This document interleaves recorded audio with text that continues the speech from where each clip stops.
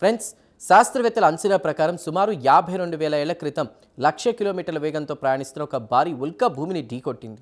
ఆ తాకిడికి అక్కడ 150 మీటర్ల లోతైన 1.8 కిలోమీటర్ల వెడల్పున్న ఒక భారీ గుంత ఏర్పడింది. అదే ఈ లోనార్ సరస్సు. విశేషం ఏంటంటే ఈ సరస్సు నీరు ఒకవైపు ఉప్పగా మరోవైపు క్షారగుణంతో ఉంటుంది. భూమి మీద ఇలాంటి నీటి స్వభావం ఎక్కడా లేదు. నాసా శాస్త్రవేత్తలు ఇక్కడున్న మట్టిని పరిశీలించగా అది అచ్చం చంద్రుడి మీద ఉన్నటువంటి మట్టిలానే ఉందని తేలింది. అంటే ఇది కేవలం రాయి కాదు, అంతరిక్షం నుండి వచ్చిన ఒక గ్రహాంతర అతిథి. ఇక అసలైన ట్విస్ట్ 2020 జూన్లో జరిగింది. లాక్డౌన్ సమయంలో మనుషులెవరూ లేని సమయంలో ఈ సరస్సు నీరు రాత్రికి రాత్రే పింక్ రంగులోకి మారింది. సోషల్ మీడియాలో ఈ ఫోటోలు వైరల్ అవ్వగానే ఏదైనా ఏలియన్ యాక్టివిటీ జరిగిందా లేదా ఎవరైనా రంగు కలిపారనేటువంటి చర్చ కూడా మొదలైంది.